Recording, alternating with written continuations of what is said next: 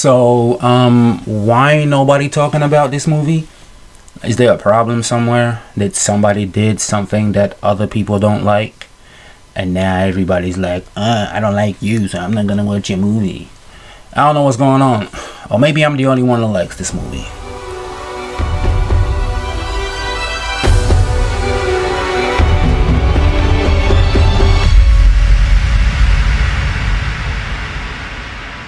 Do you know what? This movie kind of gives me that Starship Trooper / The Edge of Tomorrow kind of vibe. Like, if you put those two movies together, you pretty much get this movie. No? Is it only me? So in this movie, we follow the character played by Chris Pratt.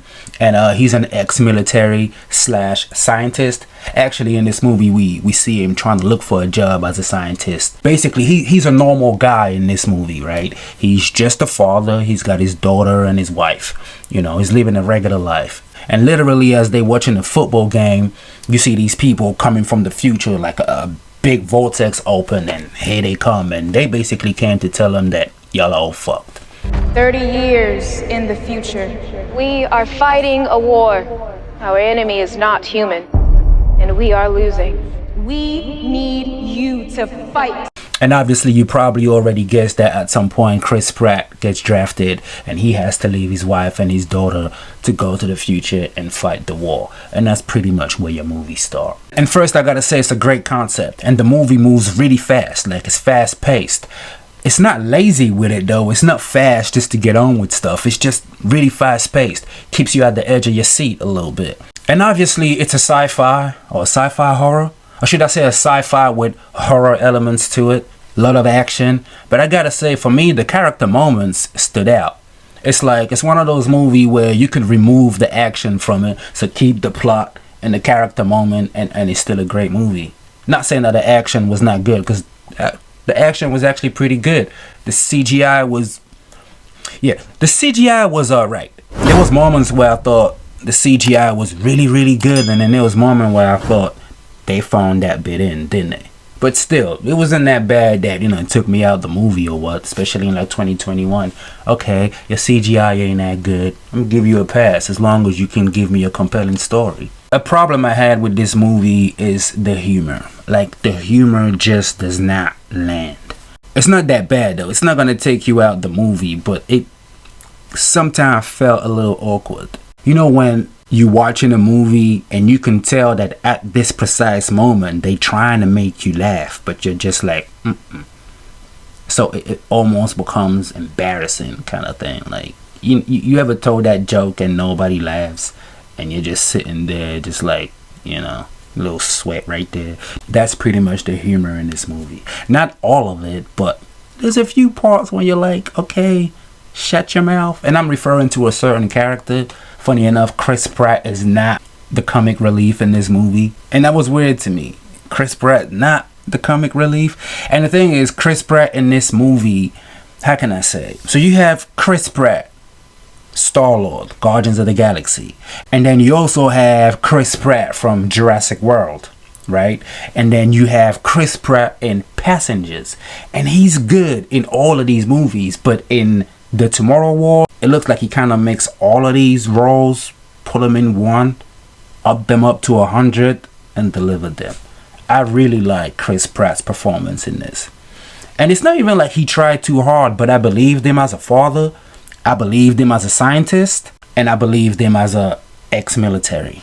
And it wasn't over the top, like he's some kind of superhero kind of dude and all of that. No, he was well grounded. I mean, as grounded as you can be when you're dealing with time travel and aliens. You also have J.K. Simmons, who plays Chris Pratt's dad in this movie. Well, deadbeat dad.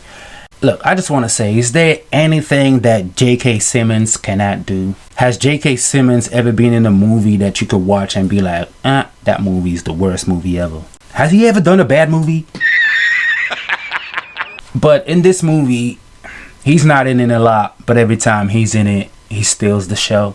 Him and Chris Pratt have great chemistry, and once again, you really believe those characters. I mean, what can I say? It's J.K. Simmons. He's just awesome in this movie. And also, I don't know how old that man is, but look, I'm just get one of my characters right here. This is Omega Red, and I swear to God, this is exactly what J.K. Simmons looked like. Honestly, The guy had me thinking, dude, like, if you're not hitting the gym every day from today, I don't know what the fuck I'm doing. How old is this man? Well, they say kids never come by unless they need something. Now, with all that being said, this is one of those movies that you don't want to start thinking about too much, because obviously you're dealing with time travel and aliens, so you can pick it apart if you want. But with that being said, not once when I was watching this movie did I think, oh shit, that wouldn't happen. Oh, that don't make no sense. No.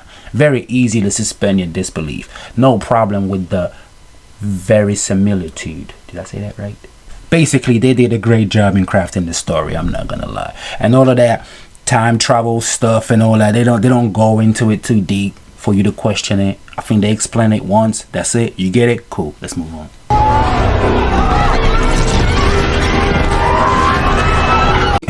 So like I said, this movie is full of action, right? I mean, literally, you got aliens everywhere, right? You got people shooting aliens, things are blowing up, people are dying, aliens are dying. You know what I mean? It's crazy out there.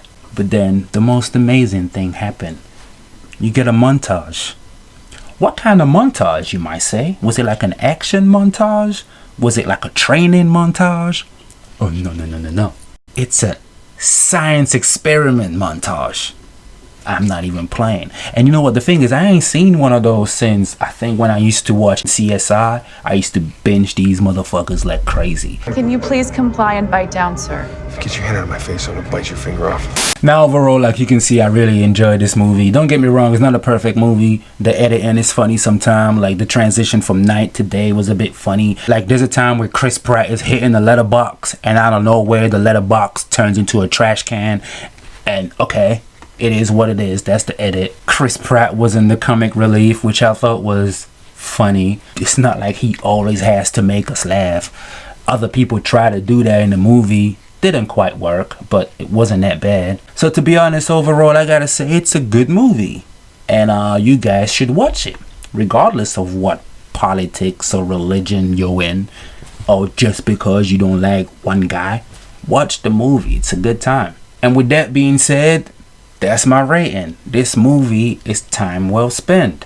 Honestly, you won't regret the 2 hours you spend watching the movie. And while you at it, tell other people how good the movie is. Maybe they can watch it too. Because I swear to God, this movie's been out for maybe a week or two.